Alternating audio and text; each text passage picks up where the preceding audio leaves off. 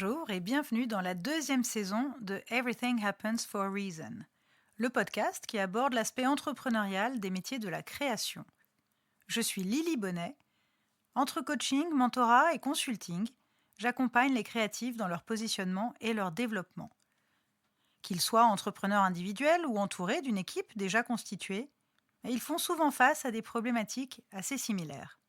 Ce qui m'anime, c'est de soutenir, booster, donner des clés pour grandir et faire grandir.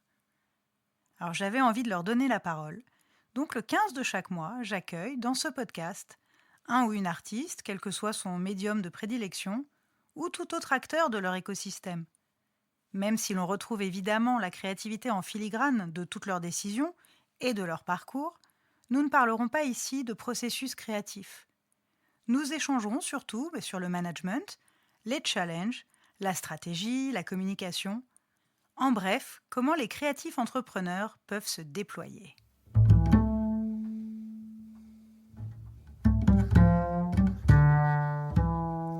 Diplômée de l'école Camondo, Chloé Nègre a fondé son studio d'architecture et design en 2015, juste après avoir quitté le studio d'India Madhavi où on s'était rencontrés. Alors, ça fait à peu près 2 ans et demi que j'accompagne Chloé et son équipe et c'est la première fois que j'accueille une cliente dans ce podcast et c'est certainement l'un des épisodes les plus personnels finalement. Alors avec Chloé, j'avais évidemment très envie d'aborder son parcours en détail, d'ailleurs j'ai encore appris des choses, et surtout les profonds shifts qu'elle a su opérer pour passer au niveau supérieur à chaque fois grâce à son leadership grandissant. On a notamment parlé de comment et pourquoi elle a fondé son studio éponyme, les difficultés qu'elle a pu rencontrer à chaque étape stratégique, puis aussi quels projets, quelles parutions ont été des leviers de croissance, et puis surtout comment elle s'est entourée. Parce que c'est selon moi l'un des piliers de son évolution. Si j'ai autant attendu avant de l'interviewer, c'est aussi parce que je voulais que cela coïncide avec le lancement de Laclos, qui est la marque de mobilier qu'elle a montée en association avec François-Xavier Fontbonnat. C'est une entreprise à mission, on a d'ailleurs notamment parlé des valeurs qui sont fondamentales pour Laclos. Mais on continuera le récit avec François-Xavier qui sera justement l'invité du 15 janvier prochain.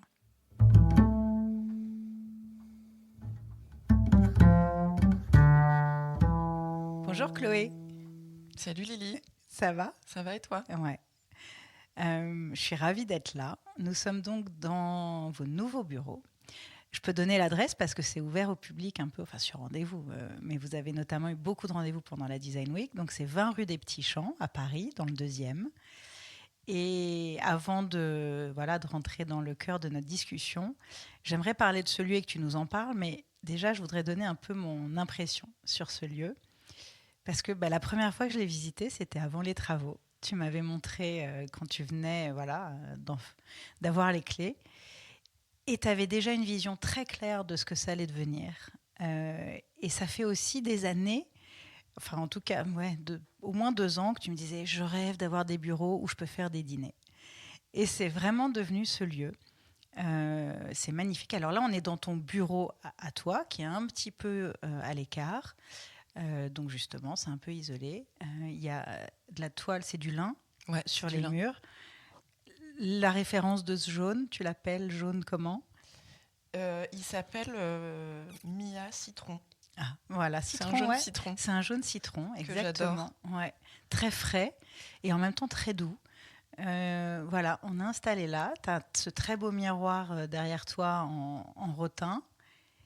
Et ce lieu, justement, tu as commencé à le faire vivre donc, avec la Design Week, comme je le disais, début septembre. Là, on se voit, on est début octobre.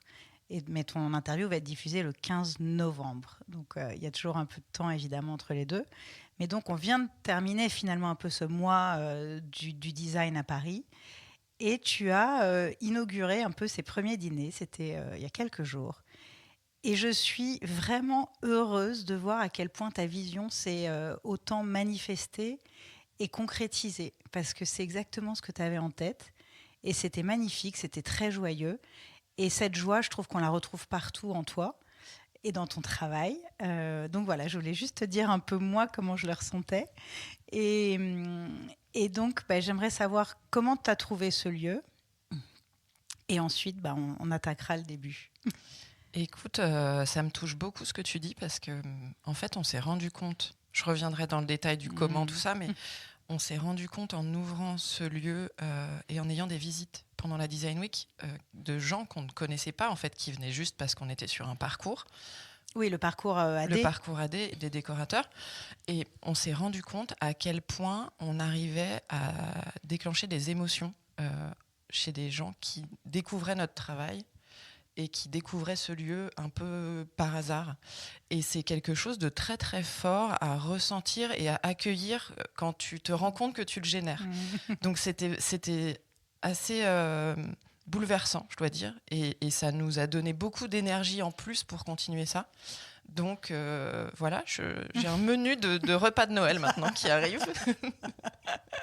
Mais voilà, donc c'est très chouette que tu l'aies ressenti et que tu le ressentes aussi. Et c'est très agréable à entendre parce que je crois que c'est un peu l'objectif de tout ça. Mais c'est ça, ça se ressent. Dans le fond. Ouais. Et effectivement, c'est un appartement. Enfin, c'était un bureau. C'est toujours un bureau qui a un volume et qui ressemble à un appartement. Ouais, un plan d'appart. Qui a vraiment un plan d'appart. Très haussmannien, très classique parisien, qui était absolument pas ce que je cherchais dans mon brief au départ en termes d'univers. Je m'étais dit oui, on fait des choses assez bavardes dans nos meubles, donc je pense qu'il faudrait qu'on ait un espace qui soit plutôt sobre, qu'on puisse décaler les choses. Et c'est un lieu que j'ai visité. J'ai vu une petite annonce un matin. On était 3 ou 4 dans l'agence à chercher, puis j'ai vu, je sais plus, une annonce un matin, et en toute petite photo comme ça, tout d'un coup, je me suis dit tiens, ça a l'air pas mal. Parce qu'il y a un volume en fait qui est très beau. On a 3,60 m de hauteur sous plafond, ouais. et le lieu est traversant. Donc on a des fenêtres de part et d'autre, on donne sur 2 cours. Et donc c'est une visite que j'ai faite seule. J'ai rencontré l'agent immobilier et je suis rentrée en fait dans l'appartement et j'ai dit ok, c'est bon, c'est là. J'ai tout de suite senti, mais j'ai un truc un peu moi très intuitif avec les endroits et les lieux. Et il y a des endroits que je sens tout de suite et celui-là vraiment je dis ok, bon, c'est là. Le quartier, je le savais. Ça, je savais qu'on voulait être à côté du Palais Royal. Enfin, moi, c'était un objectif. C'était vraiment. Un objectif. Ouais. C'est un endroit que j'adore, le jardin du Palais Royal, qui est un lieu hyper poétique que je traverse tous les matins, qui m'aide, je crois, tous les jours, un peu comme un petit moment de recueillement le matin, de méditation. Ouais, je trouve ça génial. Donc, je voulais absolument être là. C'est central, donc c'est un quartier où les gens sont contents de venir nous voir. On a tous les showrooms de tissus à côté, on a quelques confrères et consoeurs dans le coin, donc vraiment, c'était forcément ce quartier. Et effectivement, l'appartement, ça a été une évidence. C'était au-dessus de nos moyens. On avait en face de nous un agent et des propriétaires qui ont été touchés par ce qu'on leur a raconté, je crois, par ce qu'on voulait faire ici. Puis tout le monde nous a suivis un peu, donc ça a été une super aventure. Et effectivement, on a ouvert officiellement, là en septembre à la Design Week. On est dedans depuis quelques mois déjà. Donc on a eu pas mal de copains qui sont passés avant. Et dès le départ, on a senti que ça allait être un lieu super où il allait se passer plein de choses, quoi. Et qui allait vivre vraiment. Ouais. C'était un choix et c'était aussi justement pour avoir un espace de présentation du mobilier. Voilà. Ouais. Principalement. Et pour pouvoir montrer... les meubles qu'on fait et notamment la marque qu'on lance en parallèle du studio et on va en parler, qui s'appelle Laclos, on va en reparler et où vraiment tout de suite le sujet ça a été de dire on fait des meubles qu'on veut expérimenter, qu'on veut toucher, qui doivent vivre et donc la meilleure façon d'expliquer ça c'est de les présenter comme un showroom, mais c'est pas un showroom. Voilà, c'est un peu différent. Ça vit on a plus du mal qu'un à showroom. trouver le bon nom. Le terme. Nos L'appartement, c'est un peu galvaudé. Oui, déjà. Puis ça fait un peu. Il y a une marque de prêt-à-porter qu'on n'aimera pas. ouais, c'est clair. Alors, je reviens un peu au début habituel de mes épisodes. Comme tu le sais, donc le titre de ce podcast, c'est Everything Happens for a Reason. Et je pose toujours la même question. C'est voilà, qu'est-ce que ça évoque pour toi? Ce mantra. Je savais que tu allais me poser cette question. Tu l'as préparé un peu ou pas? J'ai 1000 réponses, alors je ne sais pas laquelle choisir. Ça dépend du contexte. Du contexte. Je pense qu'effectivement, déjà c'est une petite expression, un petit mantra qui est très pratique quand tu as des moments un peu difficiles, tu te dis tiens, c'est pour quelque chose. Et ça marche aussi sur des choses plus positives. Tu te dis si tout arrive pour une raison, c'est pas juste un coup de bol. J'aime bien ça. Donc je trouve que ça marche dans les deux sens en fait. Je trouve ça assez chouette. Et après, moi je pars du principe aussi, j'en ai un qui est peut-être un peu plus... J'allais te demander, c'est quoi le tien ? Alors moi j'ai... il faut se donner les moyens de ses ambitions. Qui est un peu un make it happen. Ouais, c'est ça. Si tu prends la version pareille anglo-saxonne, mais que je trouve assez intéressant aussi, c'est de toujours se dire qu'on a envie de quelque chose, et il faut tout mettre en œuvre pour y accéder, et que si tu mets tout en œuvre, tu vas y arriver. Donc, je trouve que ça rejoint un peu le everything happens for a reason. C'est à un moment, il faut aussi... Sauf que dans le tien, il y a vraiment plus cette notion d'acteur. Que dans Everything Happens for a Reason, il y a une notion presque plus inéluctable, même si évidemment tu me connais et je pense qu'on est plus qu'acteur de ce qu'on crée et de nos vies et de nos rencontres, etc. Mais je suis d'accord, j'aime beaucoup aussi le Make It Happen. Alors on va repartir un tout petit peu quand même de ton parcours. Tu es diplômé de Camondo en architecture d'intérieur et design. Ouais. C'était en quelle année ? Tu te souviens ? 2007. 2007. Je l'ai passé 2 fois. Ah ouais, pourquoi ? J'ai redoublé mon diplôme de Camondo. Je savais même pas que c'était possible. Si, c'est génial. Très drôle. Et donc maintenant, je suis jury du diplôme de Camondo à Toulon. Et à chaque fois, je dis, mais vous savez, on peut redoubler, c'est pas grave. Mais c'est génial, je savais pas. Everything happens for a reason. Voilà, exactement. C'est toi qui as fait ce choix ou c'était... Non, quand même pas. Ouais. Non, je me suis plantée, je me suis plantée et la direction trouvait, c'était quand même un peu dur, mais la direction trouvait que j'étais censée mieux faire parce que j'avais plutôt une bonne scolarité. Et je crois que ça a été une année compliquée pour plein de sujets. Et donc voilà, je m'étais plantée. Puis j'ai refait et j'ai très bien refait. La preuve. Ça a changé plein de trucs. J'avais prévu de partir à l'étranger avec des copains, ce qui ne s'est pas fait. J'ai rencontré mon mari. Tu vois, Tu vois, l'année où j'ai redoublé finalement. Donc bon, comme quoi, c'est les moments de vie comme ça où tu as des deux chemins qui se séparent et puis tu fais quelque chose qui n'était pas prévu. Et j'étais quelqu'un qui avait plutôt tendance, je suis quelqu'un qui a plutôt tendance à anticiper énormément. Et alors là, c'est la première fois que je me prenais une porte comme ça en pleine figure et c'était très formateur aussi. Bien sûr. Comme quoi. Ouais. Voilà, bref. Ok, génial. Et alors, qu'est-ce que tu as fait juste en sortant de l'école ?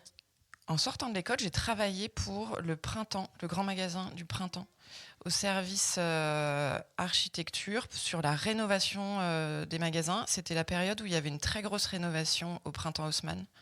Donc j'ai pas mal travaillé dessus. C'est un peu de l'urbanisme... intérieur, quoi. Ouais, intérieur. C'est assez intéressant. Donc en contact avec les marques. Donc c'était une première approche super retail. J'ai passé 1 an et demi là-bas. C'était super. C'était une très très bonne formation.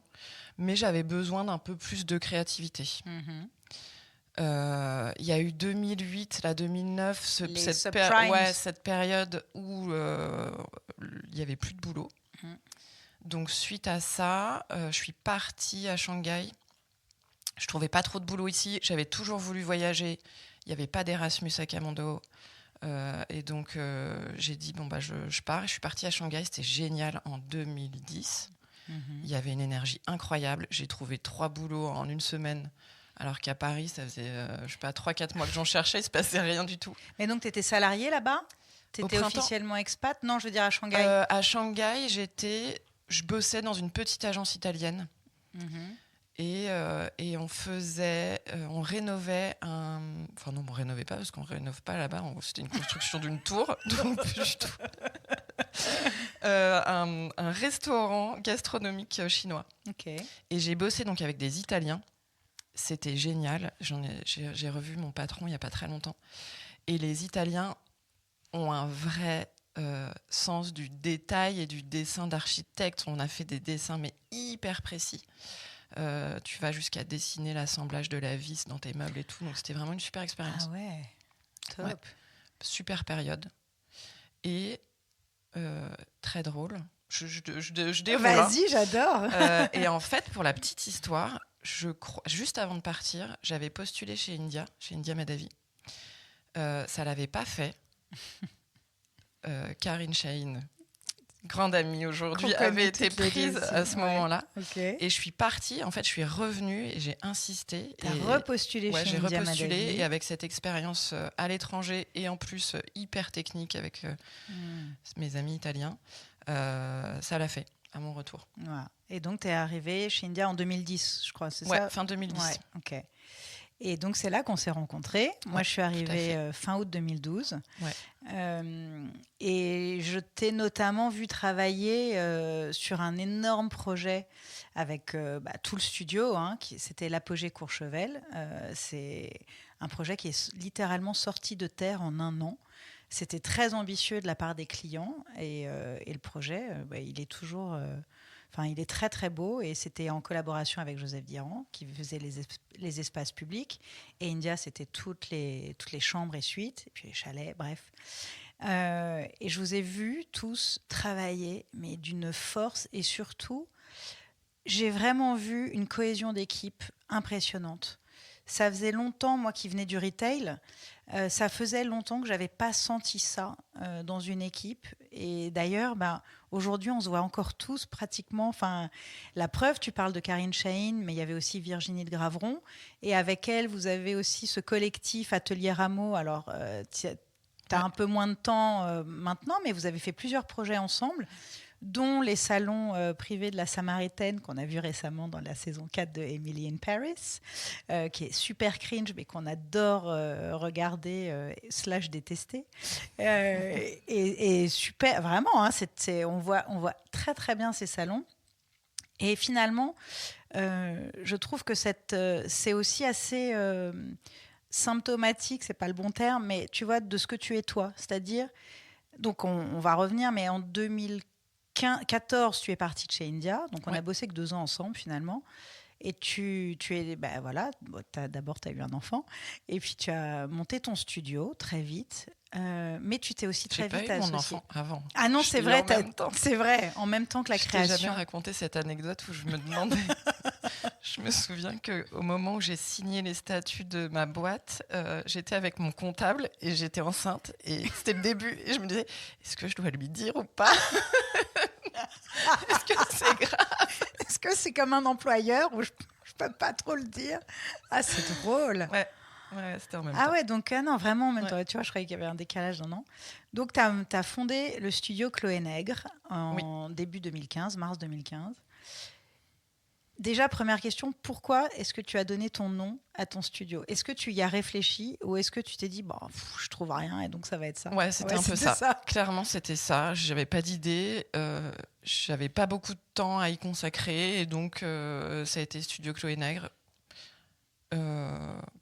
Mais ça aurait pu être autre chose si j'avais missionné une agence de com à ce moment-là.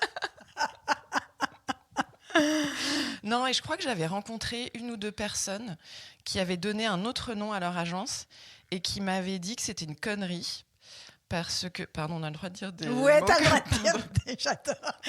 Oups, j'ai dit un gros mot. Qui m'avait dit, le problème, c'est que en termes de communication, ça brouille les pistes, donc c'est un peu compliqué. Très intéressant. Ouais. Bon, tu vois, j'ai créé une 2e boîte, j'ai donné un autre nom. Oui, mais justement, les 2.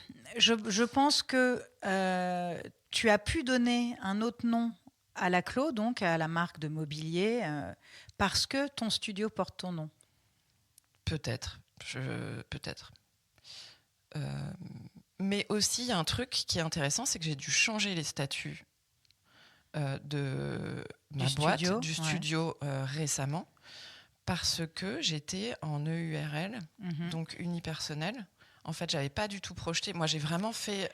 T'avais pas projeté l'association potentielle. J'avais pas projeté de. J'avais rien projeté. Tu vois, je voulais juste faire des projets. Il fallait que je crée une boîte. Studio Chloé Nègre. Qu'est-ce que vous voulez faire? Est-ce que vous allez vous associer? Non, je fais des projets. Je sais pas. C'est quoi le plus simple? Enfin, tu vois, c'était vraiment le départ. C'était vraiment ça, quoi. C'est intéressant. Justement, c'est une question que je voulais te poser. Donc, tu n'avais pas cette vision de l'expansion que tu allais avoir? À ce moment-là, Tête dans le guidon, vraiment, non. Je pense qu'avec du recul, aujourd'hui, il y a une certaine évidence de beaucoup de choses, mais à ce moment-là, en tout cas, quand je crée la boîte, pas du tout, quoi. C'est vraiment... C'est intéressant. Ouais. Mais je pense que, comme tu le dis, c'est tellement une évidence a posteriori qu'à mon avis, tu le sentais, c'était ton intuition dont tu as parlé dès le début. Elle était là et elle t'a poussé, voilà, même si tu l'écoutais peut-être moins ou si tu voulais maintenir un peu plus rester un peu plus dans la discrétion, parce que c'est quand même, voilà, quelque chose. Tu n'étais pas dans cette optique des décorateurs stars, comme on peut dire, etc. Tu n'avais pas à l'époque cette. Je crois que c'était pas le sujet en fait. Ouais. Juste, c'était pas le sujet. Donc, il y avait un truc d'efficacité, de simplicité, quoi. Et alors, tu as très vite commencé avec... je crois qu'un de tes premiers projets en ton nom, c'est Maison Labiche. Ouais, le tout premier, c'est exactement. Tu es très bien renseigné. Je te connais un petit peu. J'ai fait mon boulot aussi. Non, parce que je me perds moi-même parfois dans mais dates, le tout premier... Ouais. Effectivement, parce que je me revois sur le chantier avec mon fils tout petit. Marie, Maison Labiche, rue de Poitou, leur toute première boutique. Et tu sais qu'une des premières choses qu'un copain m'a dit en rentrant dans cette boutique, qui vraiment mesurait 20 mètres carrés, c'était tout petit. Et je crois que c'est un truc qui ressort encore aujourd'hui, dont je parle aujourd'hui tous les jours. C'est génial parce que on se sent bien dedans. C'est marrant, hein. Oui, parce que pour se sentir bien dans 20 mètres carrés, il faut vraiment avoir bossé le projet. Hein. Ouais, c'était une super boutique. Et après, on a continué à travailler ensemble. On en a fait plusieurs pour Maison Labiche. Et c'est super chouette. Mais c'est vrai que moi, mes premiers projets, c'était vraiment avec des copains ou des copains de copains qui sont devenus des copains. Enfin, tu commences comme ça, quoi. En fait, c'est ça. Je voulais aussi y venir parce que ça commence forcément par ce qu'on appelle le réseau, quand même. Et après... Ça s'est beaucoup développé par le bouche à oreille, j'imagine. Est-ce que tu as le sentiment d'avoir jamais prospecté ? J'ai essayé de prospecter. Ça marche pas très bien. Ça marche pas très bien. C'est difficile. J'essaye parce que je pense que j'ai vraiment ce truc, tu vois, justement de make it happen, donc d'aller chercher, de vouloir... créer des rencontres, de vouloir être acteur en fait des choses, et peut-être un peu trop parfois. Et en fait, ça marche pas super bien. Je me pose toujours la question, je ne sais pas pourquoi, c'est bizarre. Hein. Donc, l'autre biais, une fois que tu as utilisé ton premier réseau, alors moi, j'ai plutôt un réseau de copains un peu entrepreneurs, donc tu vois, ça a été plutôt ça. Donc, l'autre biais, c'est la presse, en fait. C'est d'essayer de te rendre visible. Voilà. Et ça, je crois que je l'ai compris finalement assez rapidement avec l'Hôtel Bienvenue, en rencontrant Julie et Adrien. C'est un peu genre coucou, je suis là, regardez ce que je fais, et puis essayer de se rendre visible comme ça. Tu les as rencontrés comment ? En fait, on s'est croisés très très jeunes. Enfin, très jeunes quand on était étudiants. On s'est croisés à des soirées parce qu'on a une amie commune qui est Amélie Noble, qui est CEO d'Aldente actuellement. Et donc on s'était croisés à, je sais pas, des soirées d'école de commerce, tu vois, vraiment genre de loin.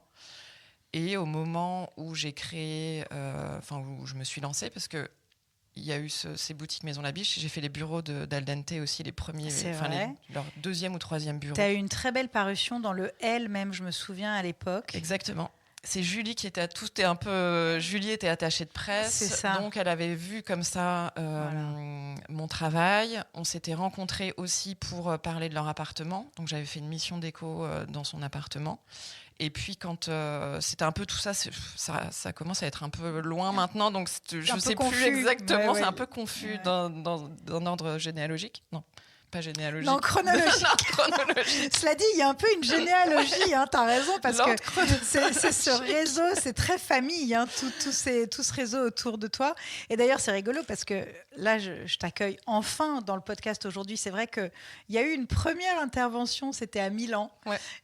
T'es venu à mon micro une première fois, c'était un peu court parce que j'ai fait un épisode un peu spécial à Milan l'année dernière où j'ai interviewé 4 personnes, dont toi, donc c'était des mini-interviews.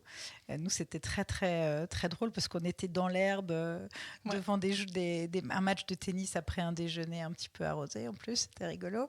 Mais c'est vrai que c'est la première fois que tu viens enfin parce qu'on attendait que la clo soit lancée, etc. Mais en fait, j'ai fait plein d'interviews grâce à toi. C'est ça. Donc en fait, je parle de toi pratiquement dans chaque épisode, donc c'est devenu presque... Je suis un peu gênée d'ailleurs. T'es tagué tout le temps partout, voilà. Donc c'est drôle, mais c'est intéressant de voir finalement aussi. Je trouve que c'est tellement comme ça que fonctionnent les réseaux. Et après, c'est ce qu'on en fait. Mais et quand tu parlais de la prospection, de dire je sais pas pourquoi ça fonctionne pas, je pense que ça ne fonctionne pas quand c'est pas naturel, quand on veut trop et qu'on se dit bon bah tiens, il faut que j'aille chercher des projets. Non. En revanche, quand on est naturel et qu'on se dit ok, je suis dans un mindset de développement et d'aller chercher des projets, mais donc je suis dans un mindset d'ouverture aux rencontres, aux opportunités, là ça marche. Tu vois, c'est une subtilité qui, à mon avis, fait la différence de ça clique ou ça clique pas. Et puis, bah, tu participes aussi à des... Tu fais pas mal d'événements. Enfin, tu participes notamment à Hostis, qui est un... Ouais. Qui est un super événement qui est très chouette et qui est à taille humaine, qui est admirablement géré, organisé par Yumna Chabrol et Jenny. Et en fait, elle regroupe pendant 3 jours dans un hôtel, soit à Nice, soit au Portugal, je dirais tous les acteurs des projets hôteliers. Voilà, c'est vraiment axé hôtellerie. C'est axé hôtellerie et résidentiel haut de gamme. Hôtellerie haut de gamme, résidentiel haut de gamme. Et donc, tu as des designers, décorateurs, des investisseurs, des exploitants hôteliers et des fournisseurs. Il y a à peu près 200 personnes, je crois. Ouais, quand même. Hein. Avec un renouveau chaque année, mais quand même. Alors, moi, j'ai la chance de participer depuis maintenant 4 ans, je crois. Il y a une espèce de noyau comme ça de personnes, mais qui crée aussi un esprit très familial. C'est hyper sérieux. Elle te flique à mort si jamais tu sors boire un café, attention. Mais néanmoins, c'est de super bonne qualité. Je pense justement parce que c'est que des gens qui bossent, quoi, qui sont très sérieux, qui sont passionnés. Et donc, qui sont contents de se retrouver, de pouvoir échanger autour de leurs projets, autour de prospection possible. C'est vraiment très chouette.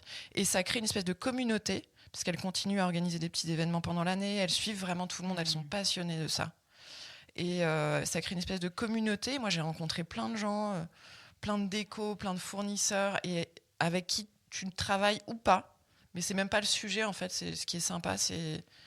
Enfin, moi, je fais peut-être un peu trop comme ça, mais c'est juste de se rencontrer, de se revoir. Mais ouais, c'est très chouette. Non, mais justement, je pense que c'est aussi ça qui va après faire forcément, découler d'autres choses ou des, tu vois, ouais, et on pense certain. à toi. Moi, j'ai l'impression, en tout cas, j'ai l'impression qu'aujourd'hui, mais peut-être que je vis sur un petit nuage, mais qu'on a plutôt envie de travailler avec des gens avec qui on partage des valeurs, avec qui on s'entend bien, parce que un projet d'archi, en tout cas d'intérieur, de rénovation d'un hôtel, ce genre de choses, il y a un chantier, c'est des projets qui sont longs, où on sait qu'on va traverser des moments difficiles. Si tu n'as pas des personnes autour de la table qui sont en mesure de s'entendre et de trouver des solutions communes, tu vis un enfer, quoi.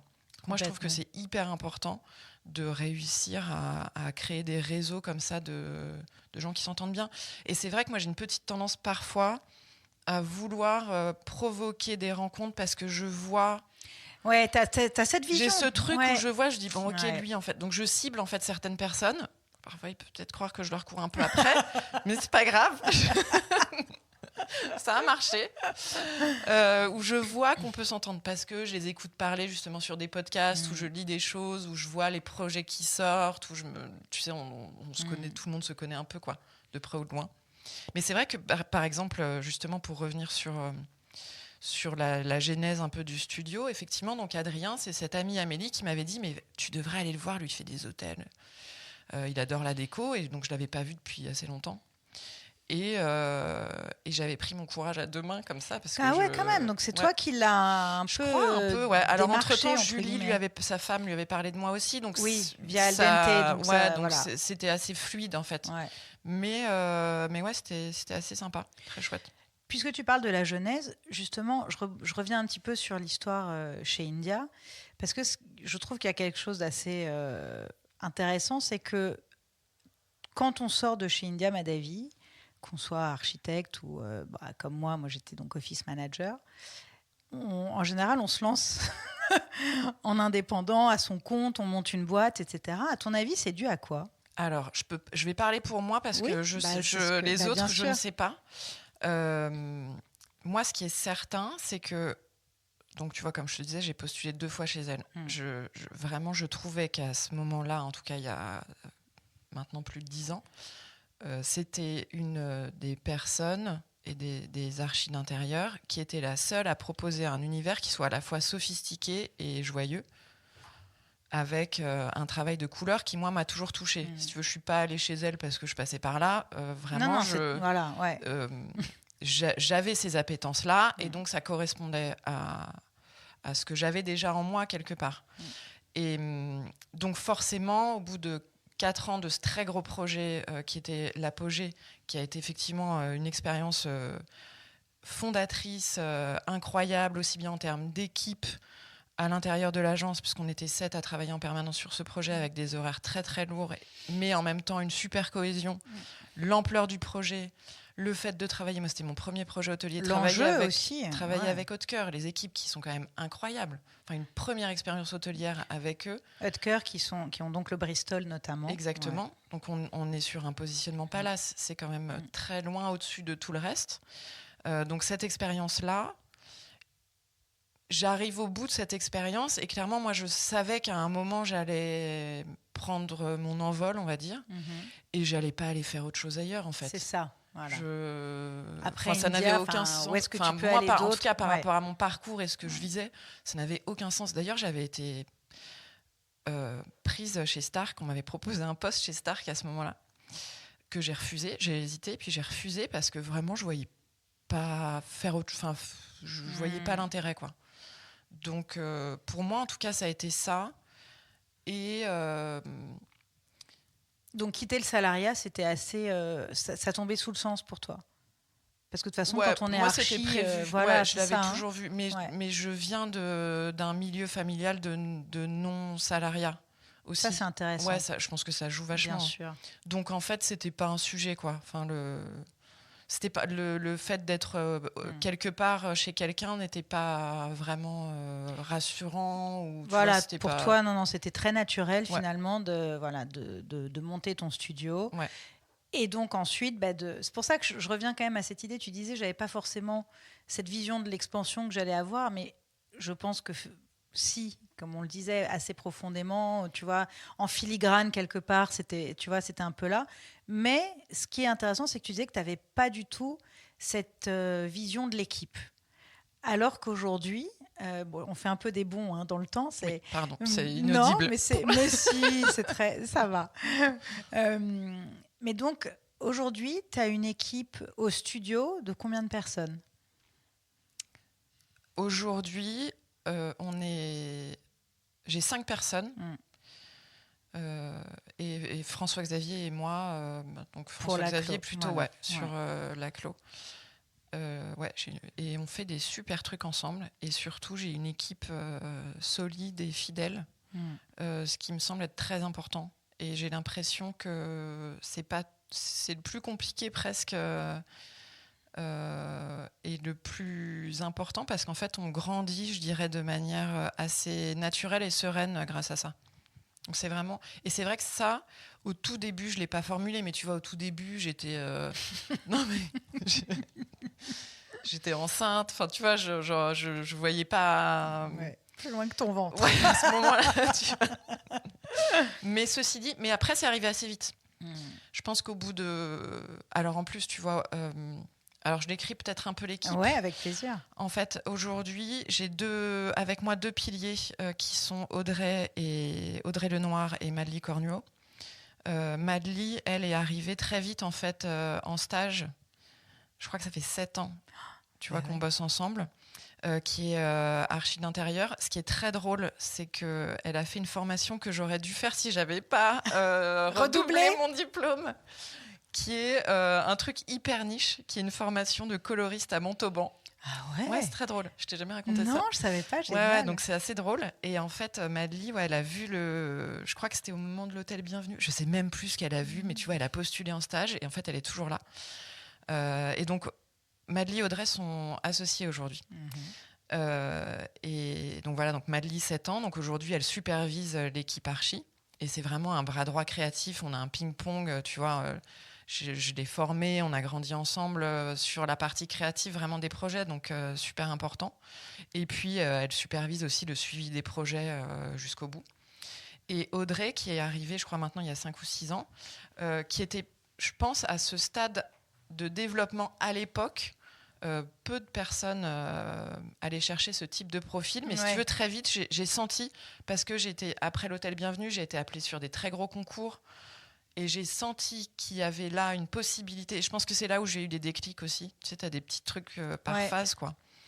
J'ai senti qu'il y avait une vraie possibilité de croissance, que j'en étais capable d'un point de vue technique parce que j'avais appris mon métier, que je le connaissais, que néanmoins, si j'étais face à des interlocuteurs ou des clients de groupes hôteliers ou avec des attentes quand même d'un rendu, je voulais pouvoir être au niveau. Et pour ça, je trouve que c'est très bien d'avoir un savoir-faire d'architecture d'intérieur, mais que ce n'est pas suffisant. Il y a toute une notion aussi de service, de cadrage de projet, d'avoir une entreprise qui soit saine et qui soit bien structurée. Ça, ce n'est pas notre métier au départ. Donc en fait, Audrey, elle est arrivée... De relations clients. Voilà, tout ce qui n'est pas le métier directement d'architecte d'intérieur, mais qui néanmoins est finalement... je sais pas, 80% de ton temps effectif si jamais tu n'as pas quelqu'un qui prend cette part-là. Quoi. Je sais ce que je faisais chez India, donc je vois très très bien ce genre de profil. Ouais. Mais moi, à l'époque, si tu veux, on n'était déjà que 2. Mais c'était assez audacieux finalement de prendre. Mais c'est finalement, tu sais, India, c'est la première personne que j'ai interviewée dans ce podcast. Je sais que tu l'as écoutée. Et c'est vraiment elle dit ça très vite. Plutôt que de recruter quelqu'un qui allait faire ce que moi je kiffais finalement, ma propre zone de génie, non, j'ai recruté quelqu'un pour faire ce que je ne savais pas / n'aimais pas faire. Ouais. Et c'est le même move que tu as fait finalement, en plus de Madely, mais tu vois, et c'est assez rapide. Assez rapide parce que j'ai senti que sinon j'allais exploser en vol en fait. Ouais. Et que c'était pas ce que j'aimais faire. Et que tu peux te prendre, tu sais, c'est quand même, il y a des moments difficiles dans nos métiers, soit sur des sujets de compétition, soit sur des sujets un peu de moments de crispation sur des chantiers. Enfin, il y a des moments très beaux et aussi des moments plus difficiles. Et on n'a pas forcément toujours le cuir fait pour, tu vois, tout encaisser, quoi. Et néanmoins, on doit aussi rester créatif, donc sensible. Donc ce dosage, il n'est pas évident. Et je trouve que, moi, c'est pour ça, en tout cas, que je trouve très important de bien s'entourer. Et d'avoir une équipe un peu solide, quoi. Et donc je dirais que c'est un peu mes deux... Alors, c'est marrant parce qu'on dit souvent bras droit. Mais t'en as 2, donc... Mais pour moi, c'est plus mes 2 pieds, tu vois. C'est un peu les 2 piliers, quoi. C'est un peu les 2 piliers pour pouvoir aller ensuite chercher plus loin et plus haut, d'être bien ancré. Un truc d'ancrage que je trouve assez important. Très. Donc voilà, Audrey et Madely. Ensuite, aujourd'hui, on a Lisa Kilbé, qui est chef de projet archi. Petite pépite que j'adore, que je connais aussi, que tu connais. De toute façon, je connais tout le monde. et Flavien Valette, qui est alternant, qui est une super rencontre, qui est arrivé en stage en fait chez nous. Et ça fait un peu plus d'1 an déjà maintenant, non ? Ça fait 1 an et demi. Ouais, c'est ça. Ouais. Hein, ouais. Il est arrivé en stage et puis il a passé le concours des Arts Déco. Il a été pris aux Arts Déco, mais ça se passait tellement bien à l'agence qu'on on en a pas mal discuté. En fait, il fait une alternance pour être 3 semaines, pour être plus de temps en fait à apprendre à l'agence qu'à l'école. Et ça se passe super bien, c'est très très chouette. Et alors tu vois, justement, on parlait de ce lieu incroyable ici. Depuis que vous êtes ici, moi je l'ai vu s'épanouir. C'est-à-dire que rue Lafayette, il était un peu plus discret, tu vois. Là, j'ai l'impression qu'il a trouvé son environnement vraiment de... Déjà, on a plus de place. Oui. Donc, on peut chacun un peu plus... c'est vrai, mais c'est important ce que tu dis. C'est vrai, ouais. Et c'est chouette, c'est quand même super d'avoir un beau bureau. Ouais. Tu vois, d'évoluer dans un bel endroit. Et finalement, ce que je te disais de l'émotion qu'on transmet aux personnes qui viennent juste en passant, nous, on le voit aussi au quotidien. Tu vois, on a un canapé qui est fantastique. On ne peut pas s'en relever de ce canapé. C'est pas compliqué. Quand on s'y installe, on ne veut plus partir. C'est un petit refuge, canapé. Donc, tu vois, c'est bête, mais tu vois, c'est des choses comme ça où tu es dans un endroit qui est valorisant. Ouais. On a une amie qui est venue un jour pendant la Design Week et qui n'était pas très en forme en arrivant, tu vois. Et qui a passé du temps avec nous ici et qui a dit mais c'est génial, ça m'a valorisé, en fait je me sens beaucoup mieux, merci. Tu vois. J'adore. Ça fait du bien quoi, donc je pense que c'est bien un peu de ça. Mais je sais que moi vraiment, tu vois, j'adore venir, je viens souvent et vraiment je n'arrive pas à partir, c'est impressionnant. Tu parlais de l'énergie des lieux tout à l'heure, voilà, moi je suis pareil, je ressens aussi comme toi beaucoup les lieux. S'il y a une énergie qui ne me convient pas, je ne peux pas rester. Et à contrario, comme ici, si je me sens bien, mais je ne veux plus partir. Et c'est dur d'en partir dans le bon sens du terme, tellement on y est bien. Et je trouve que ce lieu est très vivant aussi, comme s'il était personnifié. Tu vois, comme si lui aussi se nourrissait de toutes ces visites, de toutes les... Voilà, s'enrichit de toutes les personnes qui viennent. Vraiment, c'est assez magique. Et puis en plus, bon, je dois dire, moi qui suis... j'ai aussi une grande attention aux détails. Là, il y a un sens du détail ici qui est incroyable. Je ne vais pas tout lister, jusque dans la tuyauterie des toilettes, du lave-main des toilettes. Enfin, vraiment, non, c'est... Et puis, ça a été assez intelligent parce que justement, tu disais tout à l'heure, bon, il était au-dessus de nos moyens, ce lieu. Mais tu avais une telle vision, j'y reviens toujours, que tu t'es justement donné les moyens. Et ça a été clever. Vous avez contacté des partenaires, en fait. Vous avez contacté des fournisseurs, des gens avec qui vous aviez l'habitude déjà un peu de travailler ou pas. Et vous avez vraiment créé des partenariats pour pouvoir réaliser cette vision. Ouais, et ça, c'était assez drôle. Enfin, assez drôle. C'était assez... ça s'est fait de manière totalement... organique, naturelle, quoi. Organique. Ouais. Et un peu en mode... au culot, un peu en mode survie. Et un peu sur chaque truc, on se disait, bah non, mais ça, on peut pas faire les choses à moitié. Tu sais, c'est le truc où tu t'embarques dedans. C'est un peu comme, un enfant, tu sais. On te dit, si tu savais avant toutes les petits trucs, tu l'aurais pas fait. Mais en même temps, une fois que tu y es, c'est tellement exaltant que c'est génial, donc tu te débrouilles et tu trouves les solutions.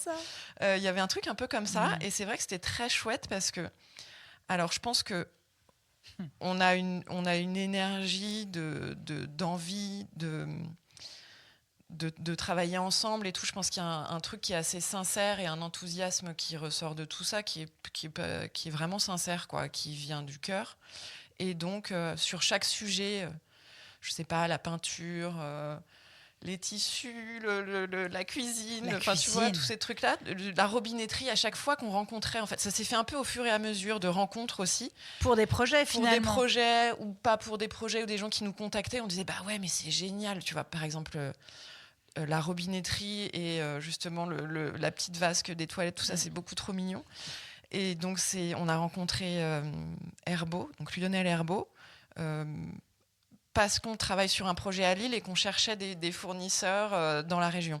Et donc, on rencontre Herbeau, qui font partie des derniers fabricants de sanitaires et de robinetterie en France. En France. Famille, 5e génération, produits sublimes, trop mignons et tout, géniaux. Et donc, on discute, ils nous présentent leur savoir-faire et tout, bref. Et à un moment, je leur dis, mais écoutez, en fait, là, nous, on est en train de faire un bureau. Moi, je veux absolument montrer vos produits parce que je trouve ça génial, c'est magnifique. c'est au-dessus de nos moyens. Mais tu vois, on trouve des solutions, des accords. Alors, c'est pas complètement dans le vent non plus, parce qu'effectivement, on fait des jolies photos, on communique. Ah ouais. Tu vois, on a des Vous les des mettez à clients, l'honneur. on a des clients qui passent, on leur montre. Donc, en fait, tout le monde y gagne et c'est très chouette. Mais ça part vraiment, en tout cas, d'un truc un peu d'opportunité, peut-être un peu d'opportunisme, je sais pas, tu vois, mais de saisir les choses au vol, en fait, et de dire, bah voilà, est-ce que ça vous fait marrer ? Nous, on trouve ça chouette, on a vraiment envie de montrer vos produits. Et puis, en fait, ils ont tous suivi, quoi, assez rapidement. Tu parlais de valeurs tout à l'heure. Tu disais, voilà, je pense qu'on se retrouve finalement tous dans nos valeurs. Et là, tu donnes cet exemple, tu vois, de Herbo. Mais en fait, je sais que tous vos partenaires, tous vos fournisseurs, tous les artisans et évidemment l'équipe, tous les membres de l'équipe, vous vous retrouvez sur les valeurs, justement. Et tu le sais, on en parle beaucoup ensemble parce que ça, c'est assez fondateur dans mon accompagnement, notamment de la vision, les valeurs et ensuite la mission, etc. Et ces valeurs, j'aimerais que tu nous en parles un peu plus, d'autant que, je refais un pont avec Laclos, mais Laclos, donc cette marque que vous venez de monter, elle est entreprise à mission. Donc les valeurs sont clairement inscrites au statut de l'entreprise. Ouais. Ça fait partie. Mais j'imagine que quand même entre le studio et Laclos, vous avez les mêmes valeurs. Voilà. Est-ce que tu peux un peu nous en parler de ces valeurs ? D'ailleurs, je pense, j'ai pour projet, mais j'ai beaucoup de projets en cours. Faire pareil pour le studio ? Ouais, de changer les statuts du studio parce que c'est un travail hyper intéressant. Vous vous êtes fait accompagner d'ailleurs. Ouais, on s'est fait accompagner par Jungle Cop. C'était hyper intéressant et c'était fondateur. J'embraye pas sur Laclos tout de suite. Non, okay. Les valeurs. Les valeurs. Les valeurs, ouais. Alors c'est marrant parce que je pense que c'est quelque chose justement sur nos échanges toutes les deux et notre travail toutes les deux qui a permis de formuler ça. Quand j'y pense, ça vient forcément de valeurs transmises avant. Tu vois, j'essaie de comprendre parfois d'où viennent les choses quand même pour aller un peu plus loin, quoi. Et je sais même pas si on a parlé de ça, mais tu sais, moi, la majeure partie de ma famille vient du milieu médical. Si, tu m'en as parlé. Je suis la petite dernière qui fait de la déco. Donc c'est assez... Et en fait, tu vois, non seulement ils viennent du milieu médical, mais en plus la plupart, ils ont soit travaillé pour des ONG, soit mes parents montaient une association humanitaire, voilà. Tu vois, en Mongolie. Il y a un truc quand même, de toute façon, intrinsèquement dans mon éducation, et même c'est même pas une histoire d'éducation, c'est de profond, transmission, c'est tu ça, vois. Ouais. De générosité, de donner à l'autre et de soin, quoi. Tu vois, vraiment. Et de se sentir investi d'une mission, de contribuer. Ouais, mais alors ça, c'est même pas formulé, hein, parce que derrière... J'adore. Attention à surtout pas non plus prendre un Superman, quoi. Ouais, voilà, c'est ça. Mais en tout cas, le soin à l'autre, tu vois, le don à l'autre et le soin pour l'autre est hyper important. Donc, je crois que c'est pour ça que ça me touche autant quand des personnes viennent ici et me disent que ça leur fait du bien et que ça les touche, quoi. Je me dis, là, ok. Ça résonne complètement. Et quand on me dit qu'on se sent bien dans les espaces, tu vois, je pense qu'il y a un truc comme ça. Et donc après, effectivement, les valeurs, c'est un travail qu'on a fait ensemble pour les formuler. Et les formaliser. Mais je pense que c'est du coup, ça vient du mot qui est très bien de formaliser, mais quelque part, tout d'un coup, ça galvaude un peu les choses aussi. C'est donc vrai, t'as raison. C'est pas, tu vois, c'est pas toujours évident. D'ailleurs, j'ai écouté Adrien, je crois, sur ça, qui a un peu contourné la question. J'ai trouvé ça... Adrien Glohagen. Ouais, pardon. Non, j'ai trouvé ça assez... L'épisode du 15 septembre, je pense qu'on se retrouve un peu sur ça. Bah oui, c'est vrai. Mais... voilà, donc je sais plus ce que je devais dire sur ça. Si tu veux... Est-ce que tu peux en tout cas, je crois que pour moi, le plus important dans ce métier, c'est quelque part... Ça, je me souviens qu'on en avait parlé, genre quel est le truc le plus important. Et je crois que quelque part, c'est les rencontres en fait qu'on fait. Et le fait de monter une équipe autour d'un projet commun et de tous se donner pour sortir quelque chose qui soit beau, qui soit juste, qui soit agréable, qui soit économiquement viable. Et je pense que vraiment, je trouve que c'est ça le plus intéressant. D'ailleurs, je pense que c'est pour ça que j'ai énormément de mal à encaisser quand je suis dans une équipe et qu'il y a des éléments qui sont un peu toxiques. C'est un truc qui me heurte, mais terriblement. Tu te fermes tout de suite. Ouais. Ouais. Et je trouve que c'est quand même la chance qu'on a dans notre métier et qui est passionnant. Parce qu'on a moi, je trouve que j'ai beaucoup de chance de faire ce métier. C'est passionnant de rencontres, quoi, de richesses. Donc que ce soit des clients qui sont des entrepreneurs qui se battent pour monter à projet, que ce soit un hôtel, un restaurant, un salon de coiffure, on a toujours face à des entrepreneurs qui sont passionnés. Que ce soit des artisans, pareil, qui sont passionnés par leur métier, qui veulent transmettre leur savoir-faire, c'est quand même une chance incroyable. Enfin, Et nous, on est un peu chef d'orchestre au milieu de tout ça, quoi. Tu vois, tu évoquais le fait qu'on travaille ensemble. Évidemment, on ne va pas rentrer dans les détails puisque ça reste entre nous. Mais je remonte un petit peu à nos retrouvailles. Parce qu'en fait, quand tu es partie de chez India, donc 2014... Moi, j'en suis partie en 2021, donc c'était bien longtemps après. On s'est un peu perdu de vue, mais comme un peu avec tout le monde, quand on quitte une boîte, c'est assez normal, tu vois. Et on s'est vraiment retrouvées toutes les deux à Milan il y a 2 ans et demi. C'est ça. Je ne vois pas le temps passer. Tu vois, je sais. Moi, je le sais. Et on s'est retrouvés pour visiter la Fondation Prada ensemble. Et puis vraiment, c'était des vraies retrouvailles amicales. Et puis tu m'as dit que, tu m'as raconté comment tu étais entourée. Tu m'as déjà, évidemment, à l'époque, tu étais déjà accompagnée d'Audrey et Madely, entre autres. Et donc, tu me disais, tu vois, moi, j'ai pas du tout besoin de toi parce que, j'ai ouais, super. Et puis, on a parlé en marchant.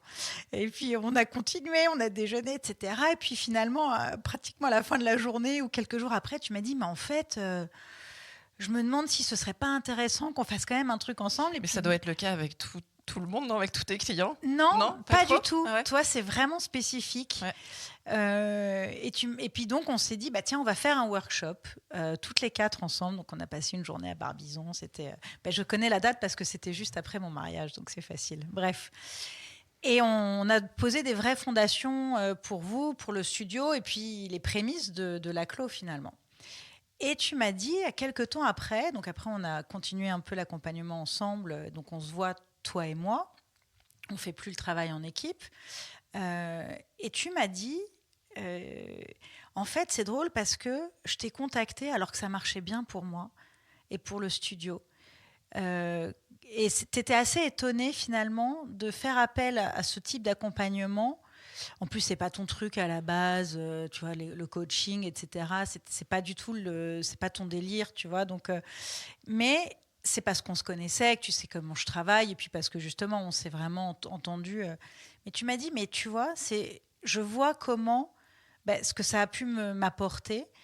Et on a développé ensemble vraiment le coaching en marchant. Donc, c'est rigolo parce que finalement, on avait commencé comme ça d'une certaine façon. Et j'ai l'impression pour toi que le mouvement, il est vraiment nécessaire à la réflexion. Ça, c'est la première chose que je voulais te dire. Et la deuxième, je voulais te dire, je te fais un peu au micro, là, devant tout le monde. Je suis assez impressionnée de ton parcours, Chloé, depuis notamment ces 2 ans et demi qu'on travaille ensemble. Parce que je t'ai vue prendre des vrais risques. Là, pour le coup, d'entrepreneur, calculé, très audacieux. Je sais que c'est difficile, je le sais. Mais je sais aussi que, comme toi, j'ai cette vision. On est très émus toutes les deux. On a les larmes aux yeux, je le dis, parce que... mais on a cette vision, on sait où ça va.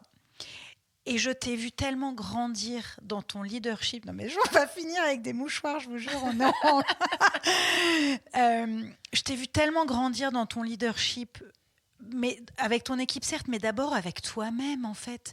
Comment tu te présentes au monde et comment, justement, tu y vas. Et aussi, comment tu es perçu maintenant. Moi, j'ai vu... le soir notamment du lancement officiel pendant la Design Week, vous avez fait un super événement. J'ai vu des gens, j'ai vu Adrien, j'ai vu des clients à vous, etc. J'ai vu comment Shirley, Sarah de Beaumont, des gens qui sont dans ton entourage, dans ton réseau pro et qui voient ce chemin. Et tu fais ça en gardant justement tes valeurs, une profonde sincérité, un amour des choses bien faites. Tu préfères être plus lente, mais bien faire les choses plutôt que de te hâter et d'un peu en louper au passage. Non, c'est vraiment, tout est enfin voilà, je voulais te dire ça. Je profite aujourd'hui parce que même si je te le dis de temps en temps, mais là, je trouve que c'est important aussi de voir à quel point finalement cet accompagnement t'aura certainement aidé à ça, mais c'est toi. Tu vois, tu le disais au début de notre conversation, je veux me donner les moyens, mais tu te les donnes tellement, et je sais. Et c'est difficile quand on est dans des périodes comme celle où vous êtes aujourd'hui, où voilà, vous avez dû faire des prêts, faire appel, vraiment, vous avez monté des gros dossiers de financement. On ne va pas rentrer dans le détail, mais c'est important de le dire. Les choses ne se font pas comme ça, juste hop, là, ça tombe. Non, tout cuit, pas du tout. Tu vas chercher, vous y allez en équipe, il y a un truc très Il y a fort. une vraie. C'est marrant parce que donc François-Xavier, en arrivant, m'avait jamais vu dans le boulot. Il m'a dit mais t'es la personne la plus déterminée que je connaisse. C'est vrai. Il y a un truc de détermination qui est du coup pas de précipitation, mais vraiment la ligne droite. Genre j'y vais. Je suis taureau. Ouais. Je suis taureau. Ça je suis pas hyper horoscope, mais je suis taureau.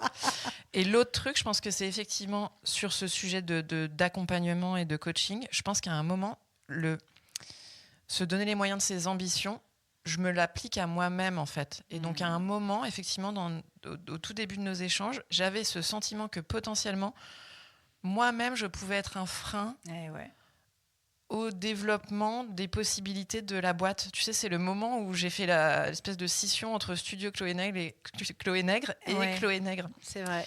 Et donc de se dire, ok, donc s'il faut que certains de mes appréhensions personnelles ou de mes blocages, parce que pour moi c'est compliqué, par exemple la visibilité, tu vois, tous ces trucs là, c'est pas du tout un truc que je cherche. Comme je te disais, la presse, je suis allée travailler avec la presse parce que j'en avais besoin pour montrer mon travail, mais le fait moi-même de me mettre en avant, c'est pas du tout naturel. Donc il y a une vraie volonté en tout cas de se dire au-delà de ma personne, pour ne pas freiner les possibilités du studio, je dois aussi moi-même m'améliorer, quoi.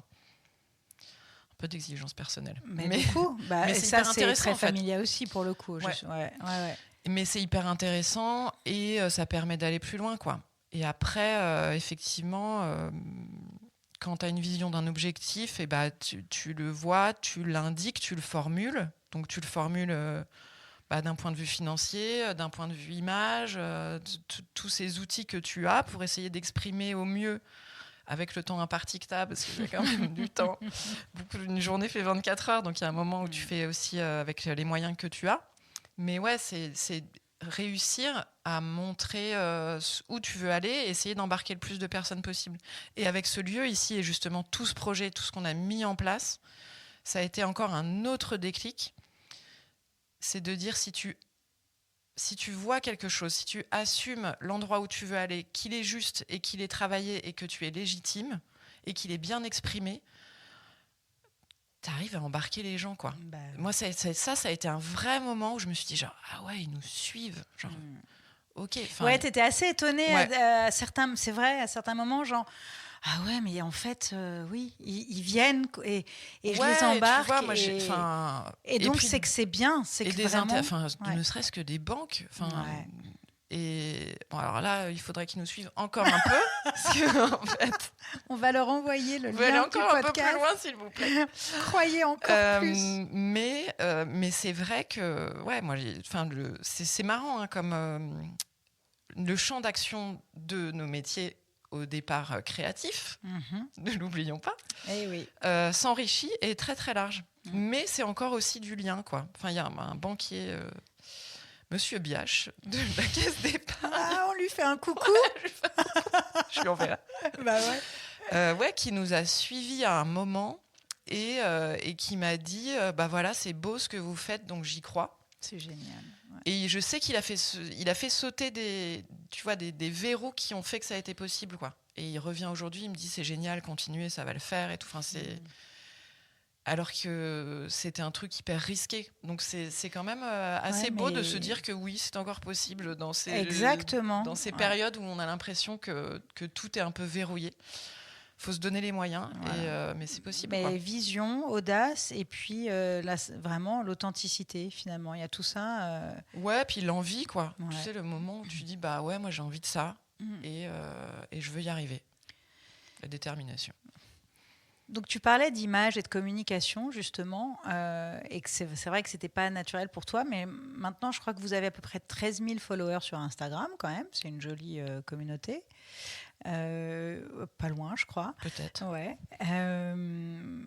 Est-ce que tu as senti qu'il y avait eu un peu un projet ou tu vois, un déclic dans cette communication qui t'a fait basculer aussi, tu vois, de gagner très fortement en visibilité?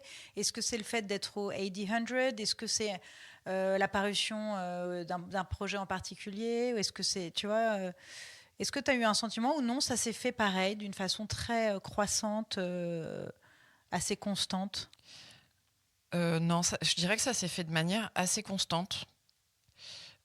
Avec peut-être une petite accélération ces derniers mois, on va dire ces 6 derniers mois, parce qu'il y a eu un enchaînement tu vois, De projets, de très belles parutions Ouais. dans le AD. Là, j'étais présidente du jury des Grand Grands Prix de la création de la ville de Paris, catégorie métier d'art. Ce nom est très long. Donc ça a permis aussi d'apporter un peu de visibilité. Là maintenant, on a Laclos, donc cette marque de mobilier qui est encore autre chose parce que c'est du produit. Donc on a encore une autre façon d'aborder l'image. Et donc un deuxième compte Instagram. Un deuxième compte Instagram et avec une autre manière d'aborder l'image aussi parce qu'on est beaucoup plus sur du produit. Là, il n'y a pas ta personne justement. Déjà, il n'y a pas ma personne. Et contrairement à une agence d'archi d'intérieur où en fait tu communiques au moment où tu sors un projet, grosso modo quoi. Alors tu essayes de faire d'autres choses entre les deux, mais c'est quand même principalement ça. Là, c'est du produit, donc en fait ça va être beaucoup plus long, enfin beaucoup plus, comment dire, en permanence quoi, beaucoup plus permanent. Et c'est ça aussi d'ailleurs que je trouvais assez amusant, de pouvoir jouer avec ça quoi, en permanence. Bah, tu parles de jouer, je trouve que ça, on le ressent beaucoup toujours. T'essayes quand même d'avoir un peu un truc, bon, on va pas trop se prendre au sérieux, ça aussi, c'est galvaudé comme expression, mais dans le bon sens, c'est-à-dire que, par exemple, tu fais des reels, des réels, où tu remets un peu, enfin, c'est des vies du studio, puis tu passes au Palais Royal. Enfin, vous avez fait notamment pour le lancement de Laclos des réels géniaux avec voilà la table, le guéridon dans l'escalator. Enfin, c'était génial. J'ai trouvé qu'il y avait et tout ça. C'est vous qui l'avez fait. Alors, vous avez fait appel à une agence, Al Dente, pour le coup. On va en parler pour le nom, et puis, etc. Et le branding, voilà. Mais toute cette communication sur Instagram, c'est vraiment vous ici. Je trouve ça génial d'avoir cette fraîcheur aussi que ça apporte. Et vous faites beaucoup vivre aussi, même le compte de Laclos, avec ce qu'on appelle le behind the scenes. C'est vraiment les coulisses, quoi. Là, hier, par exemple, c'était génial. Il y a eu gros débat sur celle-là. Ah, c'est vrai? Est-ce qu'on le montre ou pas? Moi, j'ai trouvé ça génial. Donc, en gros, la table, il y avait une incroyable table de salle à manger qui s'appelle Louisa, je crois, qui est une pièce maîtresse, qui est partie hier sur le Mont de Charge. Bye, Louisa. See you in London. Et donc, justement, ça me fait un pont très... avec The Invisible Collection, parce que pourquoi est-ce que le mobilier s'en va, quitte la rue des Petits Champs pour quelques jours pour aller à Londres? C'est quelques mois. Pour quelques mois, ouais, parce que d'abord, donc il y a le pad à Londres, ouais. Et ensuite New York. Est-ce que tu peux justement nous parler aussi de votre collaboration? Ça fait déjà quelques années que vous travaillez avec The Invisible Collection, qui est une plateforme vraiment de vente de mobilier, de pièces d'exception, fondée par Isabelle Duberne, et c'est certifié B Corp depuis assez récemment. Et donc j'aimerais que tu nous en parles, parce que je sais que c'est aussi un vrai tremplin pour vous. Clairement, on est très proche en ce moment de l'équipe d'Isabelle. En fait, moi, ça fait longtemps que je travaille avec eux. Enfin, avec elle, c'est beaucoup de femmes. Ben ouais. Et j'admire vraiment tout ce qu'Isabelle a réussi à mettre en place. Je trouve The Invisible Collection, TIC, exactement, TIC, a réussi à transformer le marché du mobilier de décorateur et donc, par ce biais-là, du travail des artisans français en permettant d'accéder à une clientèle étrangère sans y être physiquement, quoi. Donc c'est quand même un tour de force que je trouve absolument génial. Oui, parce que c'est d'abord un site internet. C'est d'abord Ils n'avaient pas internet, du tout de lieu, il n'y Ouais. avait pas de showroom au Il n'y avait pas de lancement. showroom. Aujourd'hui, donc il y a un showroom à Paris, un showroom à Londres et un à New York. Et en fait, le principe, c'est vendre du mobilier de décorateur, du mobilier qui est normalement pas mis en avant puisque dessiné pour des projets, le vendre sur cette plateforme. Et c'est vrai que moi, je faisais déjà du mobilier depuis pas mal de temps avec le studio, et Isabelle est venue me voir, je crois, en 2017, mais hyper tôt. Elle connaît tout, elle est passionnée de mobilier. Elle est vraiment impressionnante, en me disant: Chloé, je suis certaine que dans tes projets, tu as des meubles qui sont très jolis et que tu ne vends pas, et que tu pourrais, que tu pourrais vendre. File-moi des photos, et puis nous, on les montre et on les vend, quoi. Donc ça fait quand même pas mal de temps qu'on travaille ensemble. Je suis toujours, moi, épatée par effectivement cet enthousiasme, cette passion qu'Isabelle a pour le mobilier. Et ça, c'est quand même très important pour nous aujourd'hui, en tout cas pour Laclos, parce que c'est notre distributeur à l'étranger. Et en fait, donc Isabelle est venue ici quand on a installé tout le mobilier, et elle a tout de suite...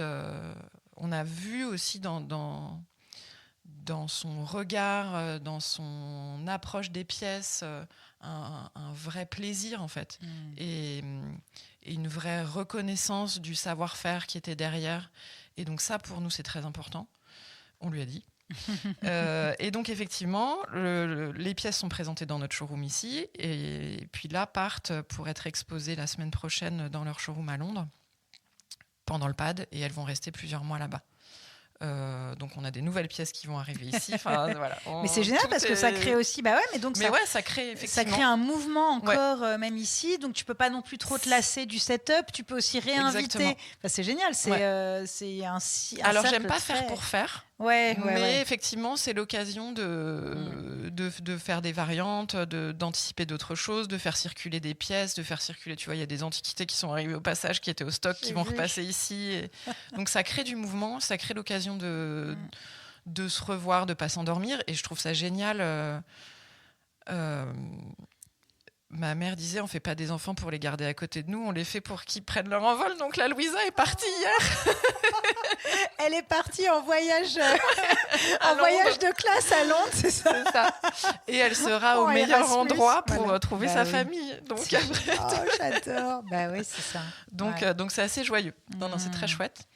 Et effectivement, Invisible Collection est B Corp, et on se retrouve aussi sur ces valeurs-là avec Isabelle, parce que c'est un projet qu'elle a beaucoup porté, elle, et donc on échange beaucoup sur ça, sur le fait sur les sujets de transmission, sur les sujets de savoir-faire français, de tous ces artisans incroyables qui ne sont pas suffisamment mis en avant et qui font des choses magnifiques. Et donc on échange beaucoup, en tout cas, sur ces sujets-là, et c'est passionnant.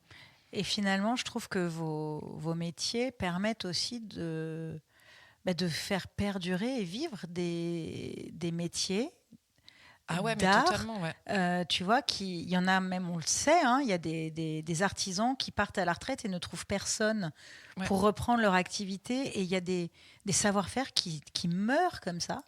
C'est très triste, parce qu'en plus, quand même, les arts décoratifs en France, c'est historique, c'est une tradition. Et je trouve que grâce à tout ça, notamment le fait que Invisible Collection, ils font des setups chez Féo. Tu vois, même dans toute leur approche, il y a... En fait, il y a une véritable appétence à l'étranger, notamment aux États-Unis, en Angleterre, pour ces savoir-faire français. À juste titre. À juste titre. Pour, je pense, des clients qui sont prêts à dépenser plus et qui valorisent ça.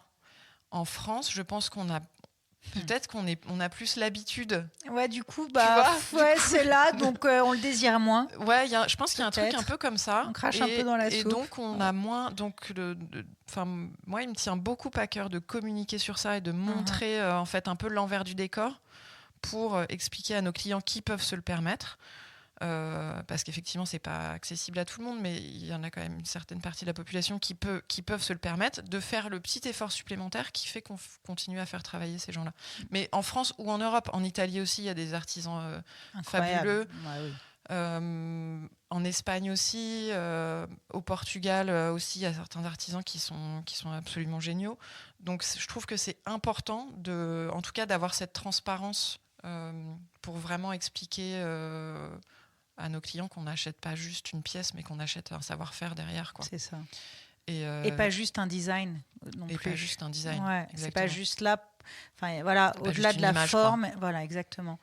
Je rentrerai dans le détail sur toutes les pièces et sur la fabrication avec François-Xavier Fontbonnat, donc qui est ton associé dans la Clos, parce que il sera l'invité de l'épisode du 15 janvier.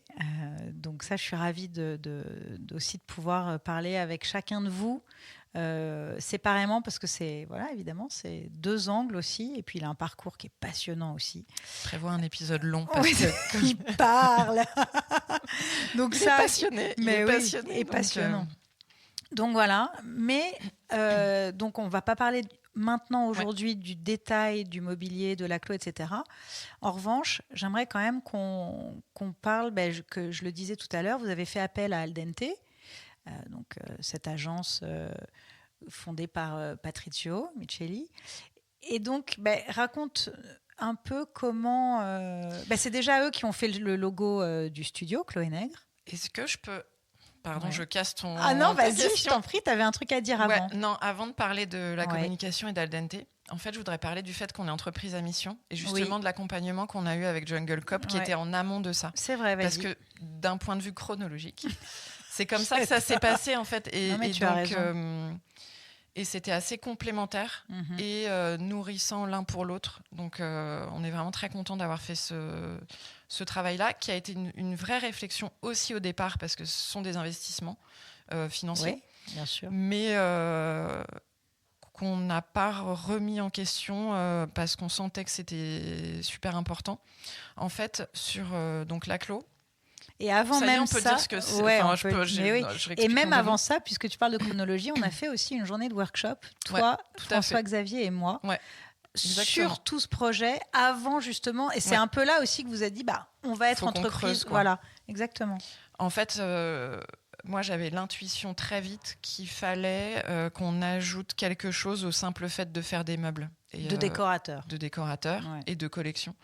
Et donc, et je pense que j'ai une fibre personnelle. Enfin, je suis intéressée personnellement par tous les sujets qui relèvent des questions environnementales aujourd'hui. Je trouve être des challenges super. Enfin, au-delà des problèmes environnementaux, je trouve qu'en plus c'est un challenge pour nos métiers qui est super intéressant, quoi. Et donc, l'idée, c'était assez rapidement de dire il faut qu'on s'engage et il faut que ce soit inscrit dans nos statuts.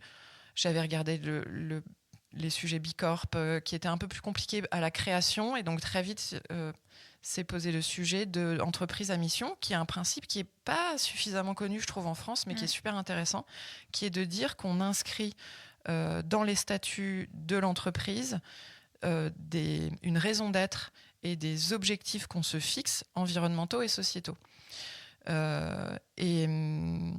C'est-à-dire que c'est une base qui est là, sur laquelle on est audité tous les 2 ans, donc on doit rendre des comptes dessus. Donc ça nous oblige.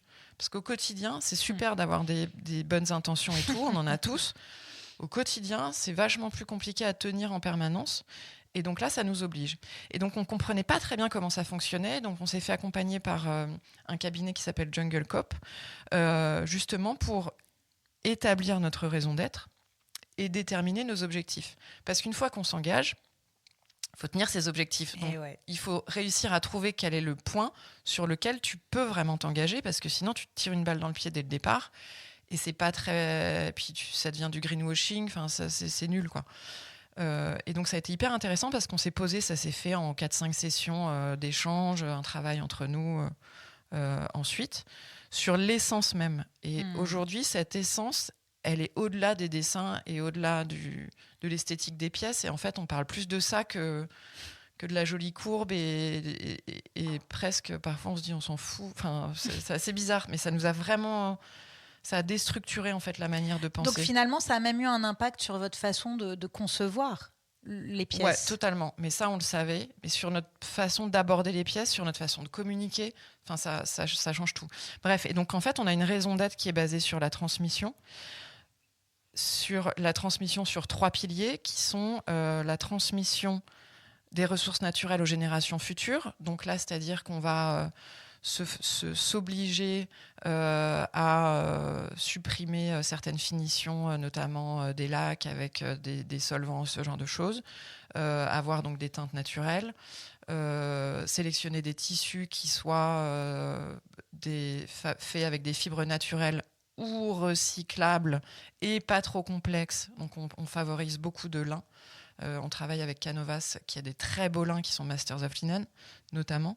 Les mousses sont labellisées, les bois sont labellisés. Donc vraiment on s'oblige sur toutes ces choses-là. Donc transmission des ressources naturelles aux générations futures. Tu vois, avec une notion de dans le temps, quoi. Transmission des savoir-faire, qui est un point qui nous importe vraiment parce qu'on s'est rendu compte qu'on se retrouvait avec François-Xavier sur cet amour qu'on a pour les artisans avec lesquels on travaille, dont on veut montrer l'excellence. Donc on communique sur eux, on montre leur savoir-faire. Donc on a un angle aussi de communication qui est un budget aussi. Parce qu'on est en train de faire des captations de films, en fait, où vraiment on veut... Chez les artisans. Chez les artisans, ouais. On veut mettre en avant leurs mains et puis pas hésiter à les montrer parce qu'il y a une espèce de tabou souvent sur... Oui, parce qu'on ne veut pas donner les noms, etc. Ça va, voilà. Mais... Donc on dépasse ça et on est très heureux pour ça. Et c'est aussi pour ça que beaucoup d'artisans nous ont suivis dans ce projet en trouvant des solutions pour ajuster leur planning, ajuster leur devis et tout pour qu'on puisse le faire parce qu'ils ont perçu ça. Donc c'est vraiment super.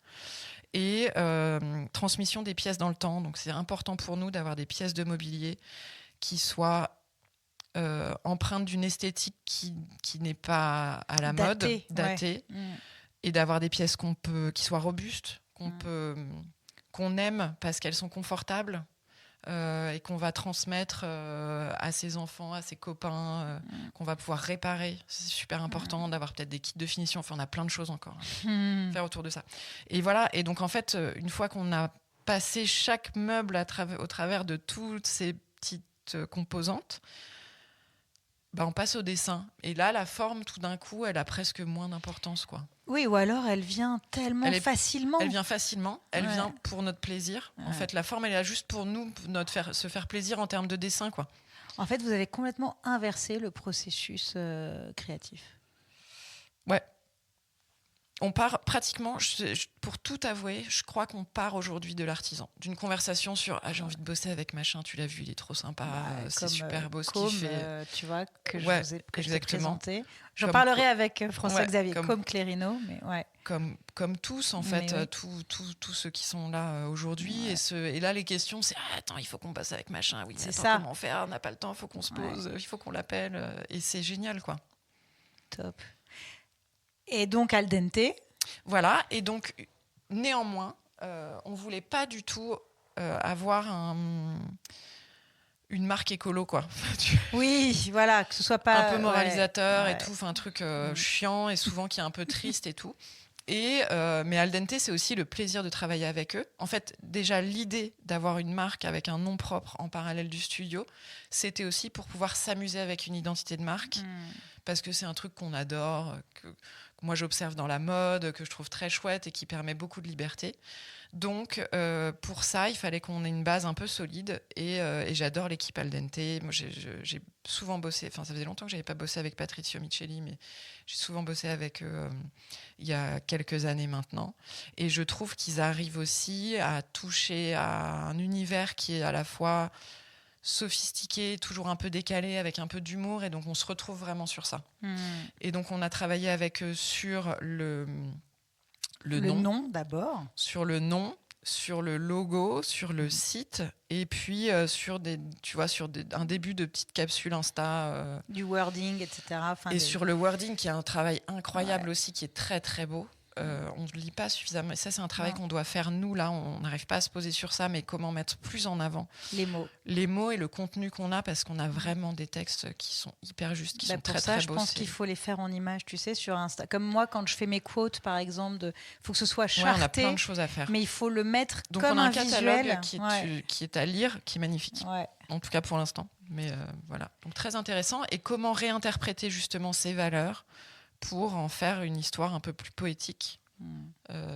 Et c'est très réussi, quoi, pour trouver le ton juste. Puisqu'après, ce sera le pont avec François-Xavier. Est-ce que tu as envie de lui dire quelque chose aujourd'hui ou de lui poser une question à laquelle il répondra dans son épisode? Merde, je te prends de court. Hein.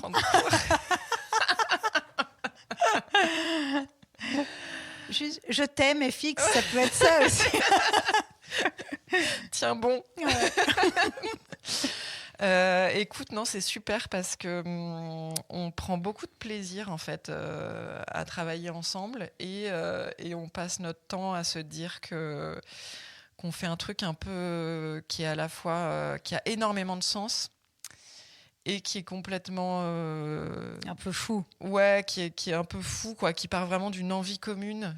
Plus que d'un business plan, mais qui nous porte énormément et on a des retours incroyables qui nous aident à se dire que tout ça vaut le coup, quoi, même si c'est pour l'instant un peu, tu vois, c'est un lancement, quoi, donc on verra ce qui arrivera, mais on a encore plein de trucs à faire ensemble avec François-Xavier, c'est qu'un début et on prend beaucoup de plaisir à tout ça, quoi.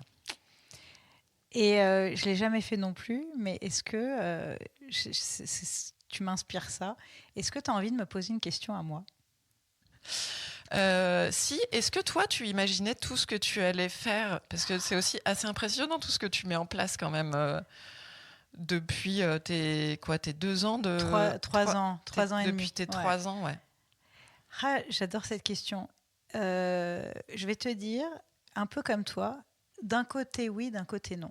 C'est-à-dire que quand j'ai lancé LBM, par exemple, je n'avais pas du tout l'idée du podcast, mais j'ai toute ma vie rêvé de faire de la radio. C'est vraiment en moi depuis enfant. C'est ce que j'explique dans mon premier épisode. Voilà, mes parents qui écoutaient FIP, etc. Bref. Donc, j'ai toujours eu cette envie-là. Donc, je pense que c'était très... tu vois, c'était latent, mais je n'avais pas cette vision-là. J'avais la vision que LBM allait grandir, mais je ne savais pas encore vraiment comment. Et par exemple, au début, je m'étais toujours dit, je vais recruter. C'était un de mes objectifs. Et aujourd'hui, je ne veux plus. C'est d'ailleurs ce que je disais il y a quelques jours avec Laurent Schied, que tu nous as présenté, avec qui j'ai fait un live sur Insta sur la solitude de l'entrepreneur, qui est un sujet dont on a parlé, toi et moi, évidemment. Et donc, tu n'auras plus de mini-Lily. Non, en fait, je préfère aujourd'hui travailler avec des experts, avec vraiment des personnes. Donc, tu vois, je me fais accompagner en ce moment, par exemple, par Nina Senoyer pour le SEO. On refait tout mon site ensemble. J'ai un développeur, j'ai une coach, évidemment, j'ai un expert comptable. Je travaille avec Céline Delhomme qui m'a fait la formation pour le podcast et avec qui je continue à avoir des échanges. C'est important pour moi de garder cet accompagnement avec elle, tu vois, pour continuer à faire grandir aussi ce podcast. Mais ça, c'est hyper important. Et en fait, c'est ça. Moi, j'investis beaucoup dans notre accompagnement à tous les niveaux. Je sais. Ah bah ouais, je sais. Et parfois, ça peut paraître, je pense, pour d'autres personnes... un peu superflu, mais moi aussi je trouve ça très, très important. Et tu sais, j'ai ce truc où je fais très attention à ce que même si on est petit, que tout soit bien fait et bien calé pour pouvoir te permettre, je pense que c'est pour ça que j'ai une croissance qui est assez sereine, pour pouvoir croître sereinement et pas revenir en arrière sur d'autres choses. Ouais. Donc effectivement, le bon expert comptable, le bon avocat, enfin tu vois tous ces sujets-là, oui. Quoi. Et c'est pareil, travailler dès le départ avec Al Dente sur la création de la marque. Tu vois, plutôt que de se dire, je vais faire avec des bouts de chandelle. Je vais bidouiller puis on verra plus tard. Non. Et tu vois, moi c'est pareil. Enfin, mon site, j'ai investi. C'est moi qui ai fait ma maquette et qui ai écrit mes textes au début parce que justement, j'avais pas le budget, mais j'ai quand même investi avec un développeur parce que je savais que c'était pas mon expertise. Le podcast, c'est Philippe qui fait le montage tous les mois. J'ai mis un peu de temps sur les photos, typiquement. Tu vois, sur le sujet photo de projet. C'est un vrai sujet, c'est un vrai sujet. Ouais. mais Parce en que fait c'est un qui est gros primordial. budget. C'est un Et gros ouais. budget. Ça, j'ai mis du temps. Bon, après, je pense que j'avais pas du tout les moyens de faire mieux avant. Mais je pense que ça, d'ailleurs, c'est peut-être un des trucs qui a fait qu'on a gagné en visibilité. Je pense aussi. Euh, C'est que vous avez ces derniers mois ou professionnalisé en un an, vraiment c'est les vraiment, shootings. T'as raison. notamment le travail avec Shirley Doucan sur ça. Ouais. Et c'est vrai que, tu vois, c'était peut-être un des derniers trucs où j'avais pas encore... parce que c'est quand même des montants qui montent vite, mais Ouais. bon, c'est normal parce que c'est primordial, en fait. J'ai compris Surtout ça. aujourd'hui.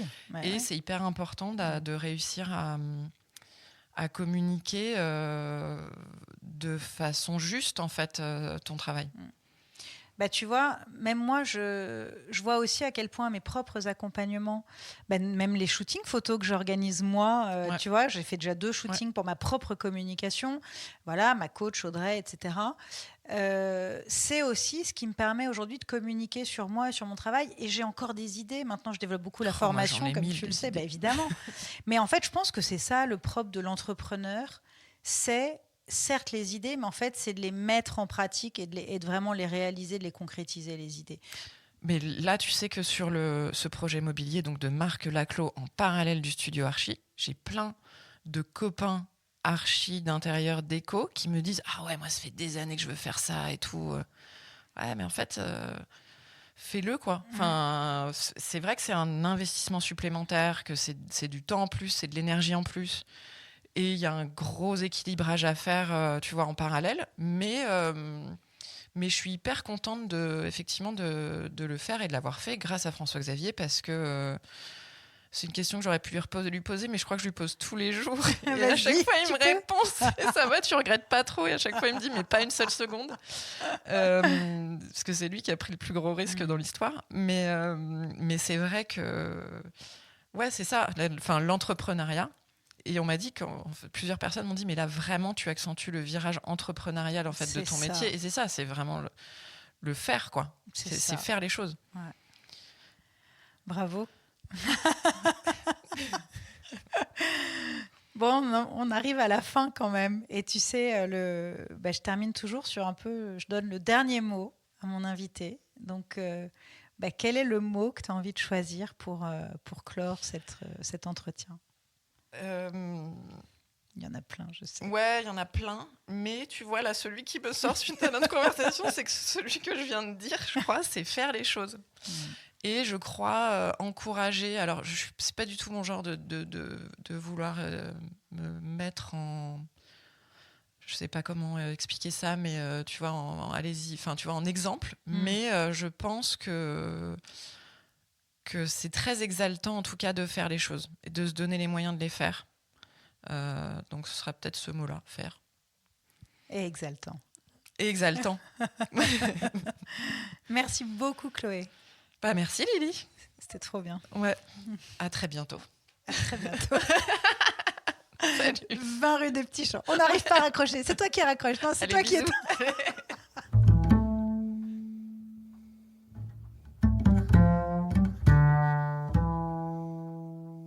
Merci d'avoir écouté cet épisode jusqu'au bout. Si vous avez envie de prolonger la discussion, n'hésitez pas à me contacter par email lbm@lilybonnet.com, sur LinkedIn ou sur Instagram. Et si, comme moi, vous trouvez que ce podcast mérite d'être encore plus écouté, alors pensez à le partager sur les réseaux ou à l'envoyer aux personnes qu'il pourrait intéresser. Et aussi, abonnez-vous, écrivez des commentaires, spread the love, mettez des étoiles sur votre plateforme d'écoute préférée. J'en profite pour remercier Philippe Drevet pour la composition de la musique originale de ce podcast et pour la réalisation de chaque épisode. On se retrouve le 15 du mois prochain et d'ici là, n'oubliez pas que everything happens for a reason.